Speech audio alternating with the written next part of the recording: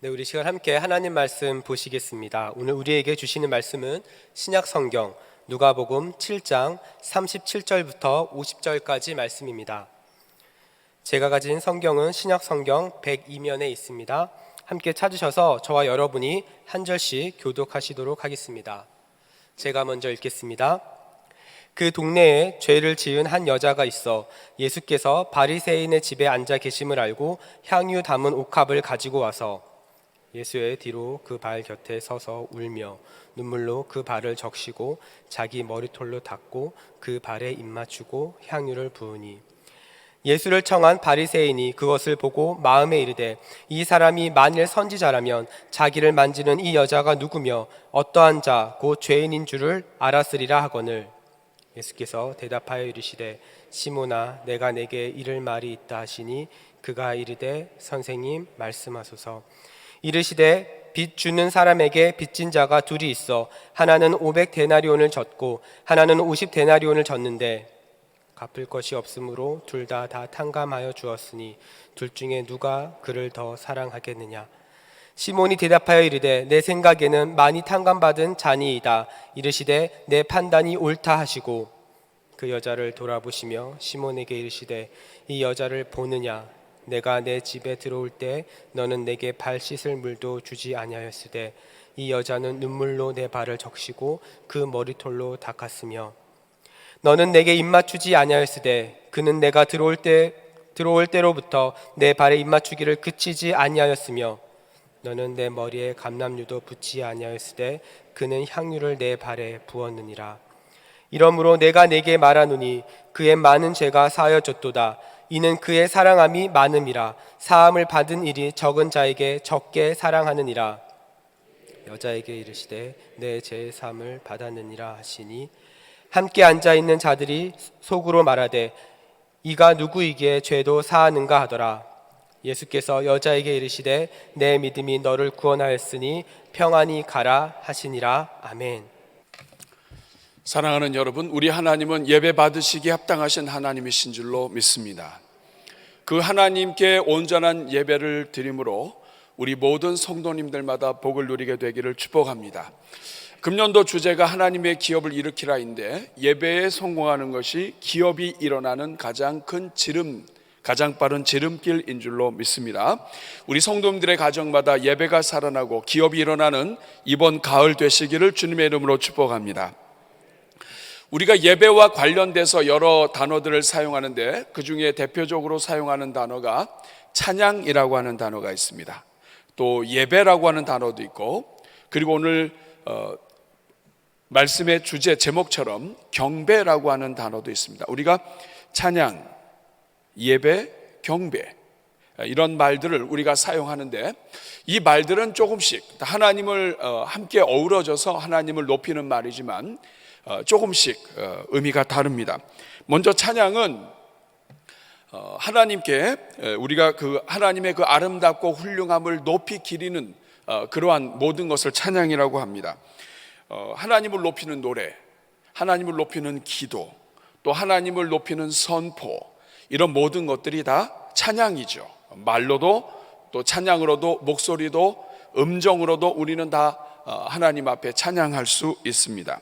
근데 이 찬양 안에는 자랑하다는 말이 포함되어 있습니다. 할렐루야 할 때, 하나님을 찬양하라 할 때 이 안에는 자랑하다는 뜻이 있어요. 그러니까 우리 찬양대가 하나님을 찬양할 때는 이 안에는 자랑하고 뽐내는 거예요. 우리 하나님 누군지 알아? 우리 하나님이 누군지 알아? 응? 내 뒤에 계신 하나님이 어떤 분인지 알아? 하나님을 막 자랑하고 뽐내는 것, 이런 것이 이 찬양이라고 하는 단어에 들어가 있습니다. 우리 사랑하는 찬양대 여러분, 저는 여러분들이 앞으로 자랑하고 뽐내고 여러분이 가는 곳마다 하나님이 자랑되어지기를 주님의 이름으로 축복합니다.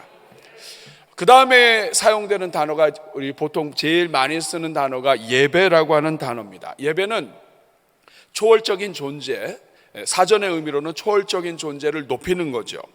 또 경배하는 의식이나 행동, 이 모든 것들을 다 가르쳐서 예배라고 보통 부릅니다.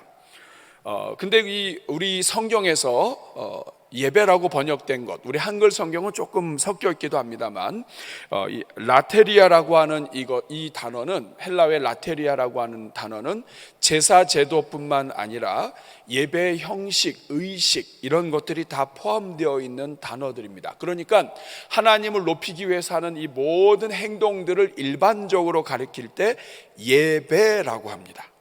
그리고 예배라고 하는 말을 영어에서는 서비스라고 합니다. 서비스. 우리 서비스 한다고 그러죠. 하나님께 예배 드리는 것을 서비스라고 그래요. 그래서 선데이 서비스 하면 주일 예배, 1부 서비스, 2부 서비스 이렇게 해요. 이건 뭐냐면 이 단어를 번역한 것입니다. 그래서 성경에는 일반적으로 예배, 하나님께 드리는 이런 모든 것들을 가리켜서 예배라고 하고, 하나님을 믿기 때문에 내가 하는 모든 일들도 예배입니다.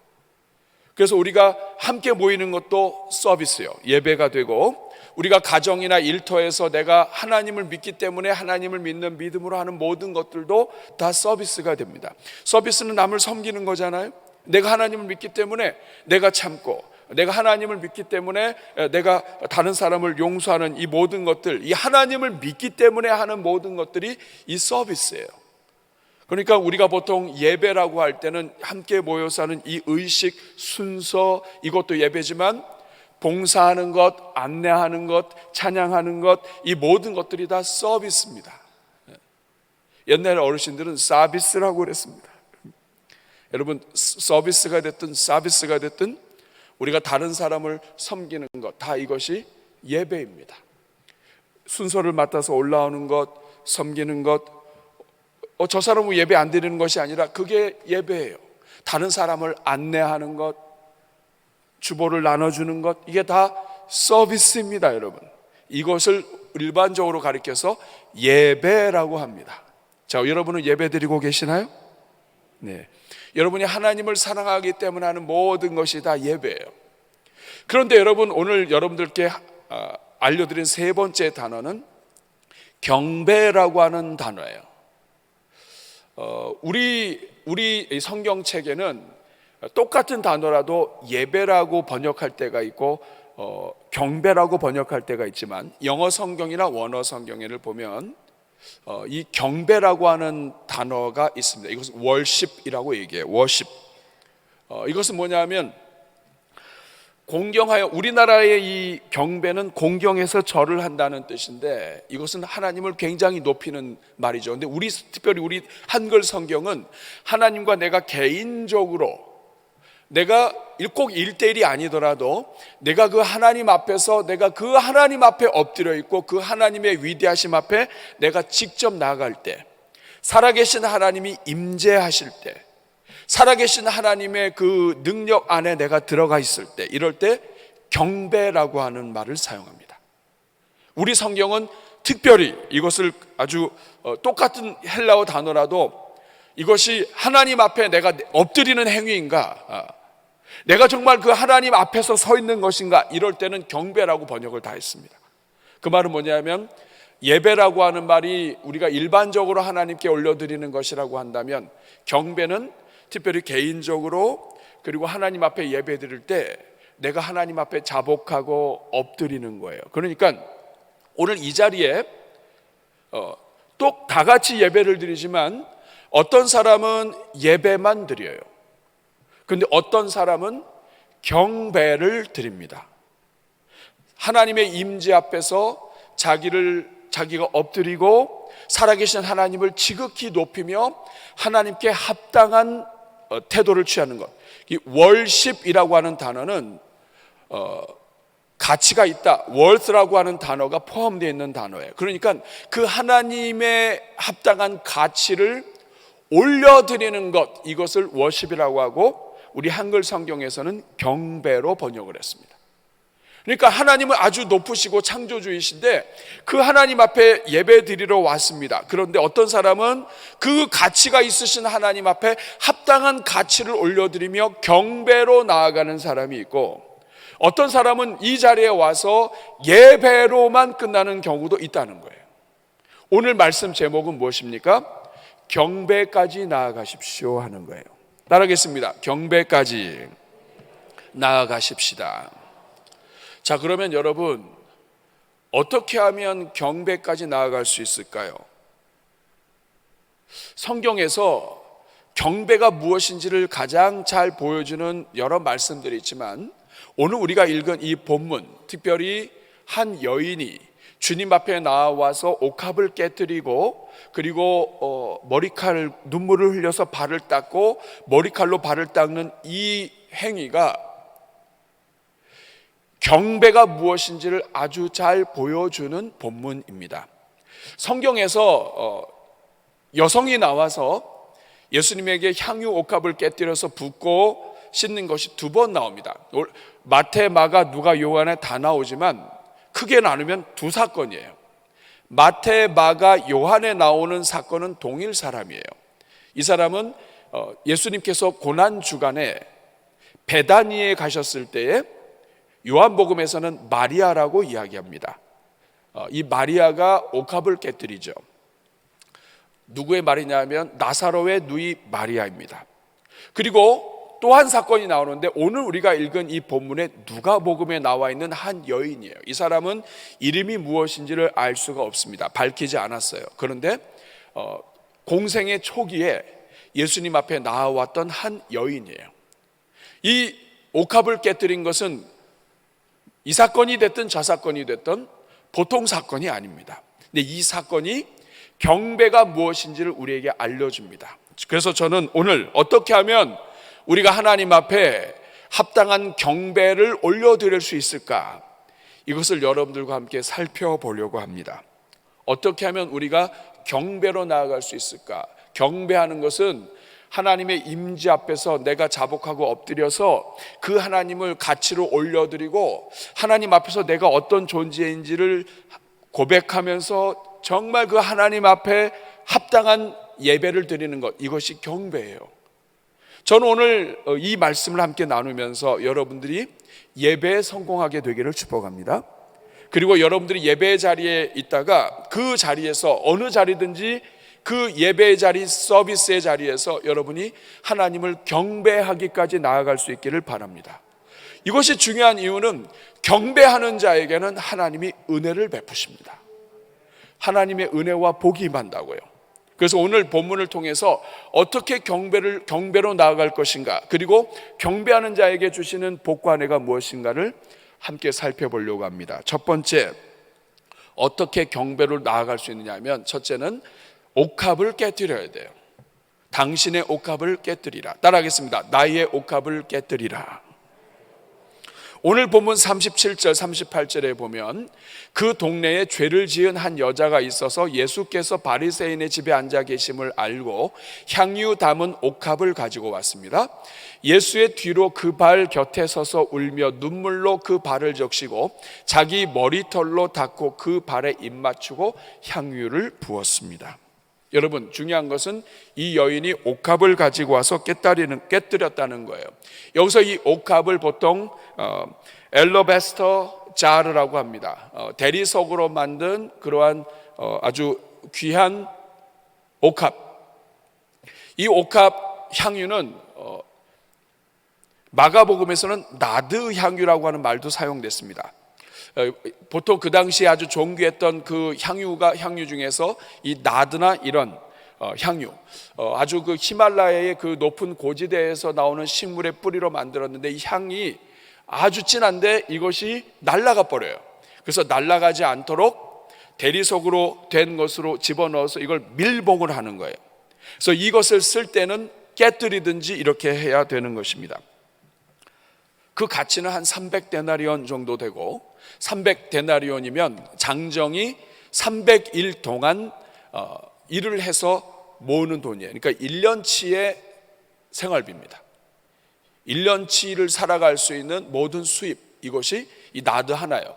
이 나드가 이 옥합이 왜 필요하냐, 향유 옥합이 왜 필요하냐, 여인들에게 있어서 이것이 재산이에요. 결혼할 때 이것을 가지고 가서 가장 존귀한 신랑 앞에서 깨뜨릴 수 있고요. 그리고 이것을 가지고 가서 개인적인 어려움이 생기거나 가정에 어려움이 생기거나 쫓겨났거나 혼자 있게 되었을 때 이 향유 옥합은 생활비가 돼요. 그러니까 여인에게 있어서 이것은 굉장히 존귀한 것입니다. 재산 1호. 자기가 위기에 처했을 때 자기를 살려줄 수 있는 재산이에요. 그런데 한 여인이 와서 옷값을 깨뜨리고 주님 앞에 왔습니다. 경배는 무엇이냐면 나에게 있어서 가장 소중하고 귀한 것을 하나님 앞에 깨뜨렸다. 이것은 뭐냐면 그 예수 그리스도가 이 옷값을 깨뜨리는 것과 비교가 안 될 정도로 옷값을 깨뜨릴 만큼 예수님은 존귀하시다는 뜻이에요. 여러분, 이 동일한 예수님 앞에서 태도를 보면 예수님의 제자였던 가룟 유다는 은 30에 예수님을 팝니다. 은 30은 100데나리온이 조금 넘는 돈이에요. 한 3개월 정도 살 수 있을까? 가룟 유다는 예수님의 가치를 뭘로 보았냐면 은 30이에요. 이 말은 뭐냐면 은 30에 팔아도 예수님은 이 정도도 안 된다고 생각하는 거예요. 그러니까 예수님을 아주 가치 없게 여긴 거죠. 그런데 이 여인은 300데나리온이 넘는, 이거보다 더 될 수도 있겠죠. 요한복음에 나와 있는 그 옥합이 그 정도니까 이거는 모르겠습니다. 이 여인에게 있어서 가장 중요한 이 향유 옥합을 깨뜨렸는데 이 가치는 최소한 300데나리온 될 거예요. 이것은 무엇을 의미합니까? 나에게 있어서 이 300데나리온보다도 예수님의 가치는 더 높다는 뜻입니다. 여러분, 오늘 우리가 이 시간 예배 드리러 나와 있는데 우리는 다 지금 서비스에 나와 있습니다. 예배 자리에 나와 있어요. 그런데 경배로 나아간다는 것은 무엇이냐면 예수님에게, 하나님에게 합당한 가치를 올려드린다는 거예요. 오늘 이 자리에는 우리가 믿는 하나님이 은 30 정도에 해당되는 된다고 생각하는 사람도 있고, 우리 하나님은 그 정도도 아까운 분이라고 생각하면서 이 자리에 앉아 있기도 하고, 우리는 많은 복을 받기를 원하지만 하나님 앞에서는 그 정도도 우리는 하나님을 소중하게 여기지 않고 오늘 이 자리에 앉아 있을 수 있습니다. 이 말은 뭐냐면 내가 믿는 하나님의 가치가 어느 정도인가를 내가 제대로 평가하지 않는다면 나는 이 자리에 나와 있지만 경배로는 못 나간다는 거예요. 사랑하는 여러분, 여러분에게 있어서 우리 하나님의 가치는 뭐예요? 1,000원도 아까워하는 그런 가치를 갖고 있다면 여러분, 우리는 하나님을 경배하기 어렵습니다. 여러분, 분명히 예수님, 하나님은 물질을 가지고 판단하진 않으세요. 과부의 2렙돈, 오늘날로 이야기하면 한 3,000원, 4,000원 돼요. 그거를 다 집어넣은 것조차도 가장 큰 재물을 드렸다라고 말씀하신 분이 예수님이세요. 예수님은 그 사람의 절대 가치를 아시는 거예요. 내가 얼마나 우리 하나님을 소중히 여기는가. 여러분 어떠세요? 여러분은 하나님을 얼마나 소중히 여기세요? 가룟 유다는 예수님과 더불어서 오랫동안 제자로 있었는데도 불구하고 이 가룟 유다는 우리 하나님 앞에서, 예수님 앞에서 은 30에 팔아버렸다고요. 예배자의 자리에는 있었는데 이 예수님이 하늘과 땅의 권세를 가지신 하나님이신 것을 보지 못했어요. 경배는 나의 가장 귀한 것을 아끼지 않는 거예요. 우리가 인간 관계에 있어서도 마찬가지입니다. 우리가 누군가를 위하여 옥합을 깨고 누군가를 위하여 우리가 투자하고 우리가 누군가를 위하여 무엇인가를 줄 때가 있죠. 상대방의 가치를 높여주는 거예요. 사랑하니까, 존중하니까. 세상을 살면서 무너진 자존심을 우리가 존중하는 것을 통해서 세워주는 것이죠. 여러분, 우리 주 예수 그리스도께서는 오늘 이 자리에 앉은 여러분들의 가치를 존중해 주셨어요. 세상 사람들은 여러분들을 위하여 1,000원, 10,000원 5만 원, 10만 원 쓰는 것도 중요하지 않다고 여기는 사람들이 많을 거예요. 여러분에게 무엇을 빌려달라고 해도 여러분 그게 가치가 있거나 이랬을 때 이것이 가는 거죠. 그런데 여러분, 누가 여러분들을 위해서 그 많은 가치를 투자하시겠어요? 그런데 하나님은 여러분들을 구원하시기 위해서 하나님께서는 여러분들을 위하여 엄청난 가치를 지불하셨어요. 십자가 달려 독생자 예수 그리스도를 죽게 하시고, 그리고 그 죽게 하신 그 독생자의 은혜로 여러분들을 살리셨어요. 여러분을 이 세상에서는 여러분들을 실패자요, 병자요, 환자요, 아픈 자요, 모든 것이 미래가 불투명한 자요, 이렇게 여러분 생각할지 모르지만 예수 그리스도 안에 있는 모든 자들은 예수 그리스도를 대신 죽이시고 여러분을 살리시는 하나님의 가치를 받았다고요.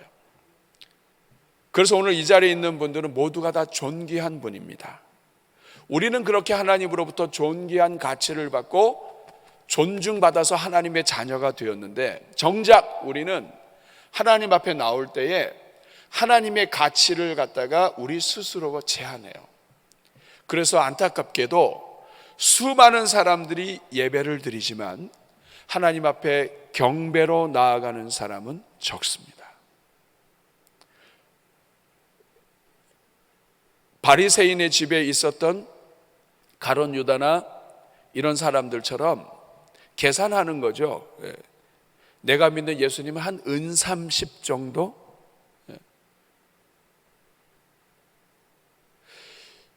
이것이 여러분 오늘 우리가 하나님 앞에 예배를 드리면서도 하나님의 깊은 은혜와 복으로 나아가지 못하는 우리 스스로의 한계예요.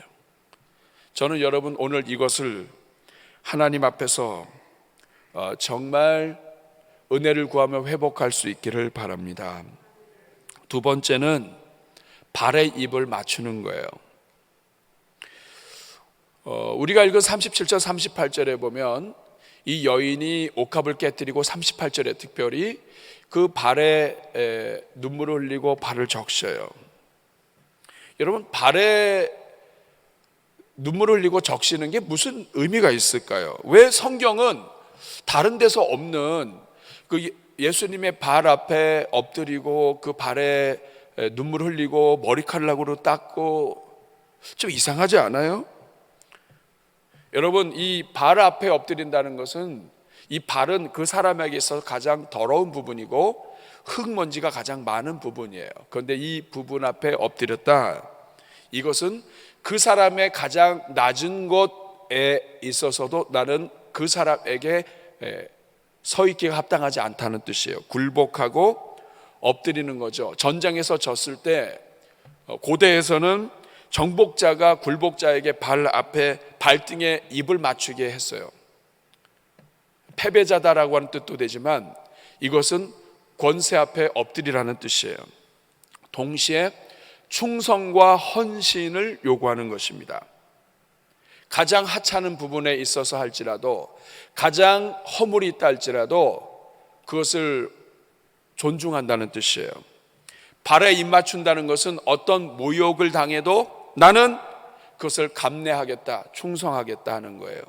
그러니까 예수님 앞에 이 발에 엎드리고 입을 맞췄다, 이것은 겸손하되 지극히 겸손한 것이고, 내가 예수님으로 인하여 어떤 문제가 생기고 어떤 아픔이 생겨도 나는 그것을 감내하겠다. 하나님을 위해서라면 나는 무엇이든지 헌신하겠다. 어떤 모욕과 수치도 감내하겠다. 세상에 어떤 것이 있어도 당신 앞에 엎드리는 것만큼 더 중요한 것은 없다. 이런 고백이에요. 예배가 당연히 이런 거 아닐까요, 목사님? 아닙니다, 여러분. 오늘 우리는 이 본문에 있는 사람들처럼 관심이 없어요. 44절에 보면 예수님 말씀하십니다. 그 여자를 돌아보며 이르시되 이 여자를 보느냐? 내가 네 집에 들어올 때 너는 내 발 씻을 물도 주지 않았다. 여러분, 발 씻을 물을 주지 않았다는 얘기 뭐냐면 발을 보지 않았다는 뜻도 되지만 그 사람 자체를 보지 않은 거예요. 다시 말하면 예수님 존재 자체를 소중히 여기지 않은 거예요. 발에 관심이 없는 게 아니라 예수님에게 관심이 없는 거예요. 오히려 서로 상석 차지하고 누가 왔나? 내가 오늘 몇 번째네? 이런 거에 관심 있는 거예요. 인간관계도 비슷합니다. 예배는 아닐지라도 우리가 누군가를 존중한다는 것은 그 사람의 가장 낮고 가장 부족하고 가장 연약한 허물 그리고 약점 이런 것들을 내가 존중한다는 거예요. 어떤 그 허물이 있다 할지라도 그 사람을 사랑한다는 거예요. 예수님께서 너희가 내 이웃을 내 몸같이 사랑하라 하는 이 말씀은 어떤 허물이 있든지 어떤 약점이 있든지 예수 그리스도께서 십자가에 달려 구원하셔서 구원하신 그 존재이기 때문에 내가 그 어떤 허물이 있든 어떤 약점이 있든 나는 그 사람을 사랑하기로 예수 그리스도의 그 발 앞에 있는 존재이기 때문에 나는 그러한 인생을 사랑하기로 결단하겠다고 하는 것이 바로 사랑하는다는 의미예요. 근데 오늘 우리는 그렇지 않죠. 여러분은 예배당에 들어올 때 가장 먼저 무엇을 보세요? 예수님의 발을 먼저 보십니까? 이곳에 들어올 때 우리 인생을 이끄시는 하나님을 바라보고 계십니까? 이것을 바라보지 않는다면 오늘 우리는 굉장히 교만해집니다.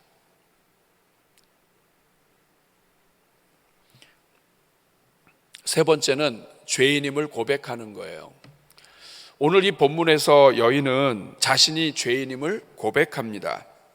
오늘 본문의 여인과 다른 사람들의 가장 큰 차이는 죄의 차이예요. 이 여인은 나는 죄인이라는 고백이에요. 다른 사람들은 죄가 없다고 생각하는 사람들이에요. 여러분, 죄인이라고 하는 것을 아는 것이 왜 중요할까요? 그 이유는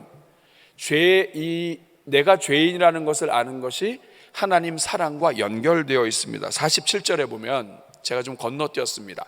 47절에 보면 이러므로 내가 네게 말하노니 그의 많은 죄가 사하여졌도다. 이는 그의 사랑함이 많음이라. 사함을 받은 일이 적은 자는 적게 사랑하느니라. 이 말은 뭐냐면 내가 늘 죄인이라는 것을 기억하는 사람은 사랑의 사람이 될 수 있다는 것이고요. 내가 죄인이라는 것을 잊어버리면 그 사람은 교만해져서 사랑을 잃어버리게 된다는 거예요. 똑같은 사람이라 할지라도 내가 죄인이라고 하면 사랑의 사람이 되지만 죄가 없다, 나는 괜찮은 사람이야, 이렇게 되면 여러분 어떤 문제가 생기는지 아세요? 난 괜찮은 사람이야. 그런데 나한테 이 정도밖에 못해? 나를 가만히 있으니까 가만히인 줄 알아? 이런 자기 자신, 내가 죄인이 아니라 내가 의인이라고 생각하고 내가 뛰어나다고 생각하면 생각할수록 사람들의 모든 말이 다 걸리고 이것이 예배로 못 나가는 거예요. 내가 정말 형편없고 나는 죄인이고 썩어 죽을 수밖에 없는 죄인이 하나님의 은혜로 오늘 이 자리에 앉아 있다라고 하는 것을 알면 알고 고백하면 고백할수록 경배로 나아갈 수 있다는 뜻이에요. 말씀을 맺겠습니다. 그러면 이렇게 경배할 때 보상이 무엇입니까? 하나님은 경배하는 자에게 어떤 보상을 주십니까? 오늘 본문을 보면 지금 하나님 앞에 지금 예수님 앞에 발 밑에 엎드려서 눈물로 발을 닦고 머리카락으로 발을 닦고, 우리가 겉으로 볼 때는 누가 발을 닦아주고 누가 허물을 닦아주고 누가 더러운 것을 씻어주냐면 이 여인이 씻어주고 있어요. 그런데 여러분, 그렇지 않습니다. 여인이 씻어주는 동안에 하나님은 이 여인의 모든 죄를 다 사해주고 계십니다. 겉으로 볼 때는 내가 예수님을 경배하고 내가 하나님을 높이는 것처럼 보이는데 실질적으로는 하나님이 이 사람을 높여주시는 거예요. 이 말은 뭐냐면 예배 서비스는 내가 하나님을 믿기 때문에 하나님을 섬기고 하나님을 높이고 하나님을 위해서 무엇인가를 한다고 생각하는데, 사실은 하나님이 우리 인생들을 불쌍히 여기시고 우리 인생의 죄를 사해 주시고 다시 힘을 허락해 주시고 예배드리는 자들을 다시 일으키셔서 내보내시는 하나님의 서비스의 시간이 예배 시간이다, 이 말이에요. 그래서 종교개혁자 루터는 당시에 그 미사 예배를 가리켜서 고테스딘스트라고 얘기했습니다. 이것은 뭐냐면 우리의 모든 예배는 하나님의 서비스다.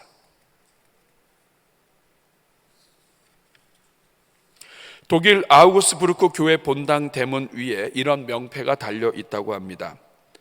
베덴커 빔두 포어 스티스트. 읽기도 어려워요. 잘 생각해 보라. 너는 지금 누구 앞에 서 있는가? 예배당에 왔는데 오늘 우리는 누구 앞에 서 있는가? 우리 사랑하는 여러분, 이제부터 시작해서 여러분의 예배가 경배로 나아갈 수 있기를 바랍니다. 하나님의 가치를 올려드리고 하나님을 지극히 올려드리는, 그래서 하나님께 드린 모든 시간이 하나님이 여러분의 삶에 역사하는 시간이 되시기를 주님의 이름으로 축복합니다. 기도하겠습니다. 자비로우신 주님, 이 자리에 있는 주의 종들에게 복을 주시고 경배까지 나아가는 종들 다 되게 하여 주옵소서. 예수님의 이름으로 축복하며 기도하옵나이다. 아멘.